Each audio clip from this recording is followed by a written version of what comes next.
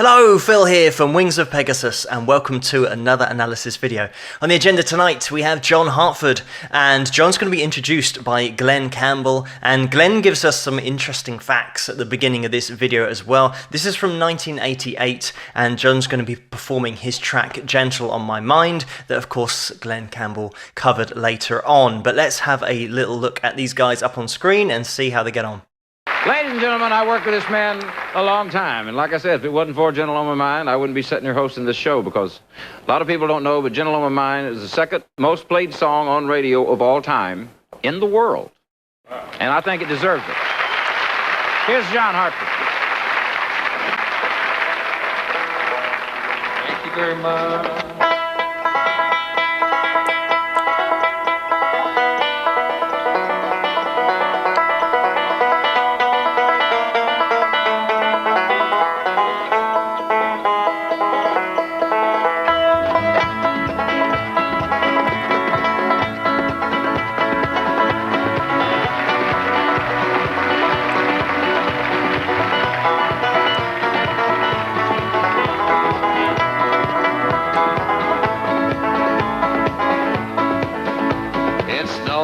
Your door is always open, that your path is free to walk.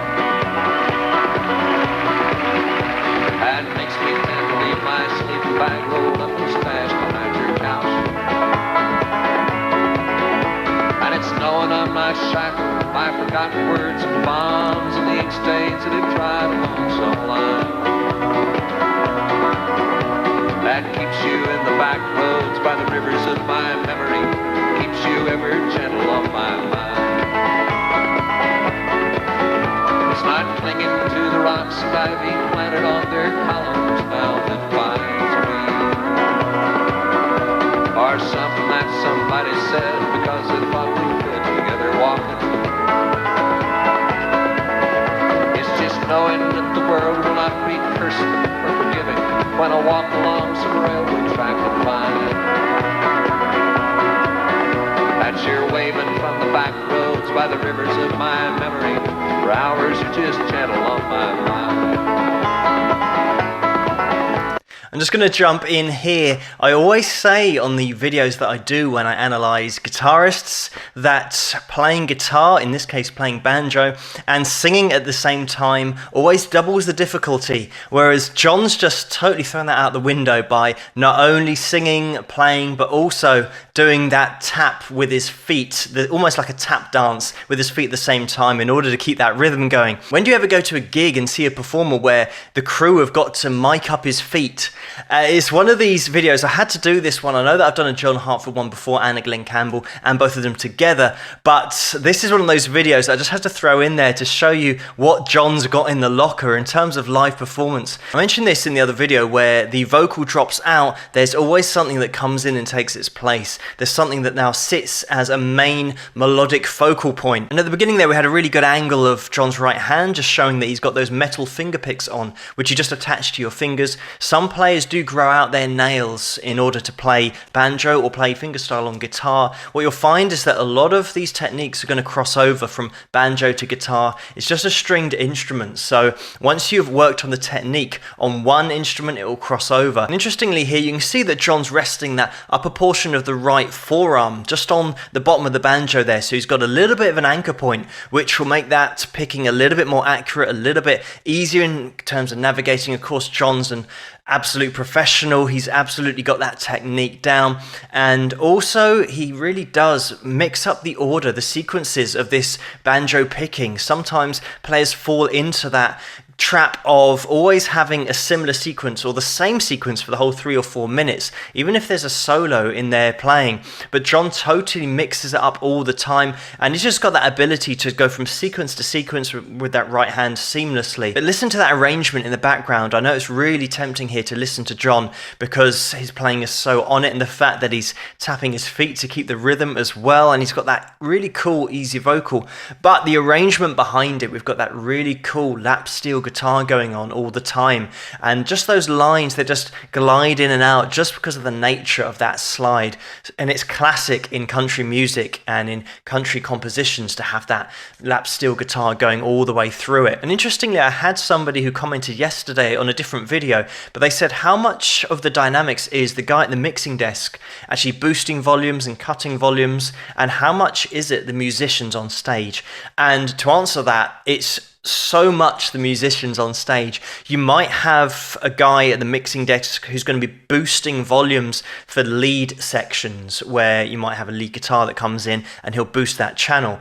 But in terms of overall rhythm playing, palm muting and keeping everything under control, and then letting the taps open, letting the strings go a little bit more open, but they control the dynamic the whole way through. And this is why so many great bands can literally just plug in and play and sound great, and they haven't got, you know, a 24 channel mixer with a guy who's constantly moving all the channels and trying to get that perfect mix all the time and gradually boosting and cutting. Great players can just plug in, and they've all got the dynamics in their hand. They know exactly when to lay off and exactly when to lay into it. So a lot of it is just the guys on stage. Classic case here, the fact that we've got so many instruments, but John's vocal was still really cool, really easy. But all those instruments really shine when they need to, and nobody is there trying to show off all the time, trying to take the limelight. It's all for the composition and exactly how John would have written it. But let's get into a little bit more. Oh, the wheat fields and the clotheslines and the junkyards and the highways come between us. And some other woman crying to her mother 'cause she turned and I was gone. I still might run in silence, tears of joy might stain my face, and a summer sun might burn me till I'm blind. But not to where I cannot see you, walking on the back roads by the rivers flowing gentle on my mind.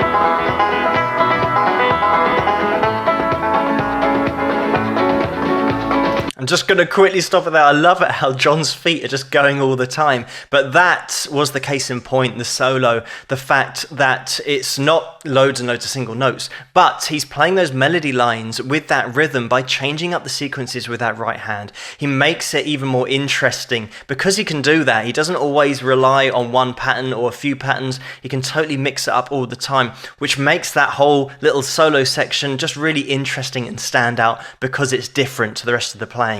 But let's keep watching with Glen, who's just glided in now for a little bit of vocals. I dip my cup of soup back from a gurgling, crackling cauldron in some train yard.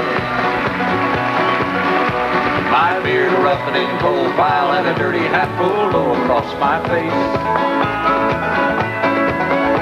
Through cup cans round a tin can, I pretend to hold you to my breast and find that you're waving from the back roads by the rivers of my memory, ever smiling, ever gentle on my mind.